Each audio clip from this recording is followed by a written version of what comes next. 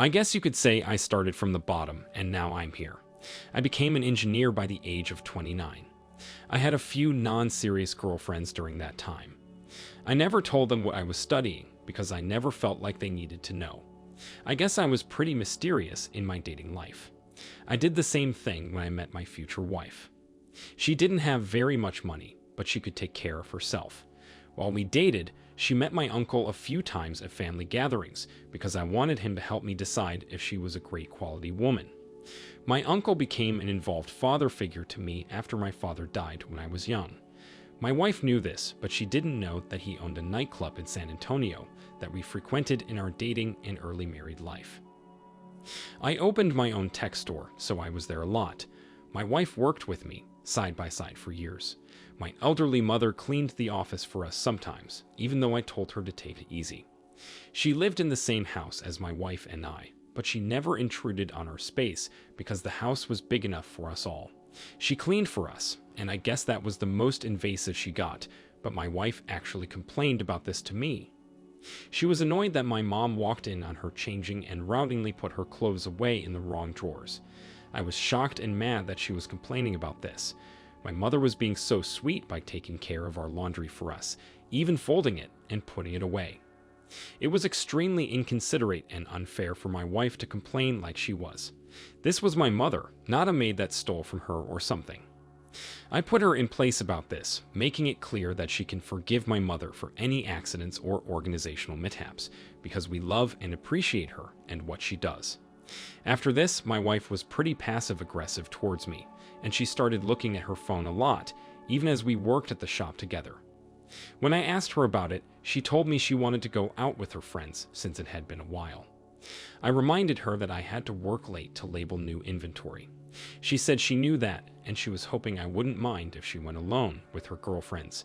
Knowing she would probably go to my uncle's club, I let her. I was suspicious, so I told my uncle that she was behaving this way, and he told me he'd keep an eye on her. I stayed working late while she went out with girlfriends.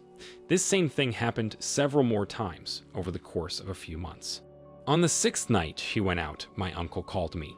He told me he'd seen her come in with the same guy several times. She was sending me pictures of herself, but never with a man beside her. My uncle said he was across from her whenever she took a picture. She even asked some girls she didn't know to pose in a picture with her, so I believe her. We decided to confront her mafia style.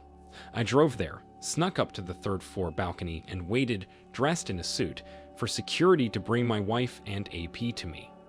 They were super confused and irritated at first, but when my wife saw it was me, her face turned a light shade of green. My uncle stepped forward and told them he owned this venue and knew she was cheating on his nephew. AP was dumbfounded. Then my uncle left us alone so that we could talk. She started apologizing profusely, begging me to forgive her because she didn't know my uncle owned this place. I asked how that was supposed to pardon her from cheating on me. I said it was lucky I kept his ownership a secret, otherwise she might have gotten away with dating this guy as long as she wanted. She took this chance to tell me they never slept together and that AP is gay, so I should forgive her and we could pretend this never happened. She looked at him like she needed him to lie for her. I could see everything that happened between them, but my wife tried really hard to look innocent and truthful. I asked AP if this was true or if he had sex with my wife. He looked extremely nervous and put on the spot. He asked if I was going to kill him, which gave me a good laugh. Once I assured him I wouldn't, he couldn't resist bragging that he took her to his apartment several times. She screamed no over and over as I told her she was fired and I would be filing for divorce. She fell to her knees, realizing her life of luxury and endless fortune was gone. Her plans for renovating the kitchen were gone. Her beautiful fountain and garden were no longer hers. She told me she realized she was a stupid fool to spend time with AP or even trust another man. I just told her the unforgivable thing was her sleeping with him. I thanked AP for telling me the truth, while she continued crying her eyes out. She said she knew she didn't deserve my forgiveness, but if I didn't, she could never recover or move on in life.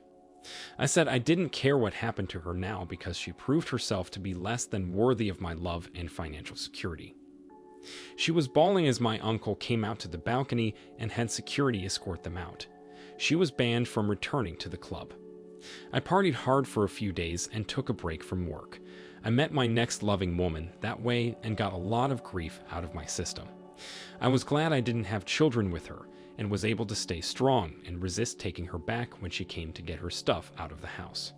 I made a lot of friends, and it wasn't hard to find someone worthy of the job my wife had at the tech shop. OP, I'm so glad you were cautious and careful in the process of dating. Your attempt at finding a worthy spouse should have paid off better, but I think your observation and determination helped you and your uncle to catch her in her lies. You aren't one to be made a fool, OP. She really messed up when she decided to cheat on you. There went her whole life and love, gone in an instant because she stopped considering you, and the potential consequences of her decisions. I'm sure she didn't expect to get caught, which proves she was willing to lie and go behind your back for as long as she wanted to. I'm so glad you caught her with the help of your family and stood firm in your decision to dump her. There's a lot of women in that city alone that would love to meet and marry a successful man. Women that wouldn't be stupid enough to betray and lose you. Thank you for sharing this story with us. I wish you all the best. Now let's get into our next story for today. I, 24, met my girlfriend, 20, online. She had lots of friends and a lot of different hobbies and talents. I was hesitant with good reason to trust her. A little voice in my head told me that she would lie to anyone if she could get what she wanted. I dated her because I wanted her to prove that voice wrong. I didn't know who she was, so if anything, it was wrong of me to judge her. She fell for me fast. I was just honest with her, and our favorite thing to do together was skiing. We were extremely competitive. She'd been skiing since she was 8, and I'd been since I was 3. During the 2 years we dated, she met my closest skiing friends. All the friends I had were skiers. One of these was Mark. We weren't very close, but we did have some good laughs together, so I trusted him as part of the group. One day, I was one of the last ones on the slope. When I got inside the lodge, Mark and this one other guy I didn't recognize were talking in hushed voices with my girlfriend. I approached and they became silent. She was facing away, so she didn't realize I was there. I heard her say, "We'll see who gets the prize." I asked what they were talking about, and she was startled I was standing behind her. She just stammered and looked to the 2 boys for help. Mark finally said they made a skiing wager amongst themselves. I asked what the prize was, and I swore I saw my girlfriend panic. She looked to Mark for the answer. He sat back confidently and said my girlfriend just bet $100 of my money that she would win the race against them.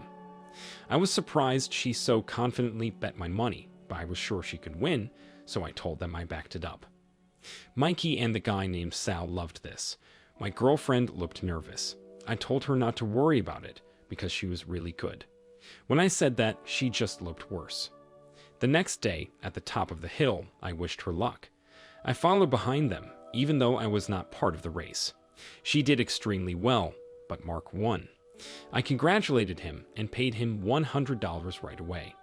Then I went to kiss my girlfriend to assure her she did well, but she pulled away from me. She said she didn't deserve my kisses and started to tear up. I asked why she felt so bad, and Mark said it was because she was his prize for winning. My money was just a bonus he thought of at the last minute, but she was the prize for whoever won. I got up in his face and asked what he was talking about. He told me to ask her because it was all her idea. She wouldn't look at me, but she didn't deny it. I just left for the ski lodge, which was where they went to. She didn't care that I gave her a ride to the mountain today. She didn't care that now I was seeing her go home with Mark. It was the worst feeling ever. I forgot about the $100 for a while and didn't go skiing either. For 20 days, I only lived for my dog. Of course, my parents called me and I told them what was going on. It helped a little, but not very much. On the 21st day, my ex showed up at my door. Obviously, we were over at this point. She had $300 wrapped in a bow held out in her hand, and she opened her robe to reveal other things wrapped in bows. She said she needed to be with me. That's all she got to say before I grabbed the money out of her hand and slammed the door. I'm sure it was the first time she was ever denied by a man. She tried texting me a few hours later, so I took the time to tell her she needed to learn a lesson. That being that she can't just do whatever she feels like and expect things to work out in her favor. She shouldn't be able to cheat on me, ghost me for 20 days, and then receive forgiveness, so I would never speak to her again. I still haven't, and I hope this story gives people the strength to resist taking back or staying with a bad woman. OP, I am sorry you went through this heartbreak. It was obvious that she did not care about your heart at all. She thought it was fine to bet herself as the prize, as long as you didn't find out, because as soon as you showed up, she freaked out. Mark just took advantage of you by lying twice.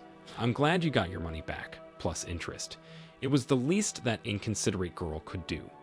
You handled things well, simply coping with your dog, relying on him and yourself for strength. Along with other support contacts, that's a fine way to get through a breakup. No matter how hard it is, you can keep moving and grow stronger with time. Thank you all for taking the time to listen to today's stories. If you enjoyed listening, please feel free to like and subscribe if you haven't already. Also, comment below with your thoughts on what happened. If there is a story you would like to share with me about your situation or someone else's, then please do not hesitate to contact me. Take care.